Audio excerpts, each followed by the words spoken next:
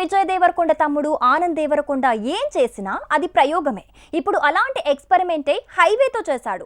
OTT మీద దండెత్తాడు. మరి ఈ సినిమాకు హిట్ టాక్ వచ్చిందా, షాక్ కొడుతోందా? Just watch it. Anand Devara అంటేనే ప్రయోగాలకు కేరఫర్డస్.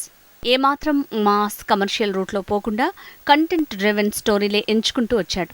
హైవేతో ఓటీటీ మీద అలానే దాడి చేశాడు. అమ్మాయిల్ని మాత్రమే చంపే ఓ సీరియల్ కిల్లర్ ఓ అమ్మాయిని చంపబోతుంటే అనుకోకుండా అడ్డుపడ్డ హీరో ఎలాంటి పర్యవసానాల్ని ఫేస్ చేశాడు. పోలీసుల కంటే కూడా తానే ఎలా ఎక్కువగా ఫైట్ చేశాడో అదే హైవే కథ. గతంలో పుష్పక విమానం, మిడిల్ క్లాస్ మెలోడీస్ అంటూ ఆనంద్ దేవరకొండ చేసిన ప్రతి ప్రయోగం కలిసొచ్చింది.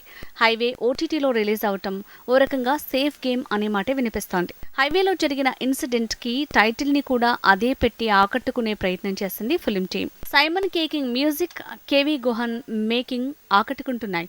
అభిషేక్ బెనర్జీ, సయామీ ఖేర్ కూడా ఆనంద్ దేవరకొండలానే పాత్రల పరిధి మేరకు పర్లేదనిపించారు. హైవే మూవీ ఓటీటీలో వచ్చిన సేఫ్ గేమే ఆడింది ఫిల్మ్ టీమ్. మొత్తానికి హైవే థ్రిల్లర్ కమ్ క్రైమ్ కహాని. టాప్ సినిమాటోగ్రఫర్ అయిన కేవీ గుహనే 118 తర్వాత అందుకు పూర్తి భిన్నమైన కథతో హైవేని తెరకెక్కించాడు. మొత్తానికి ఈ సినిమాకు పాజిటివ్ టాక్ వస్తోంది.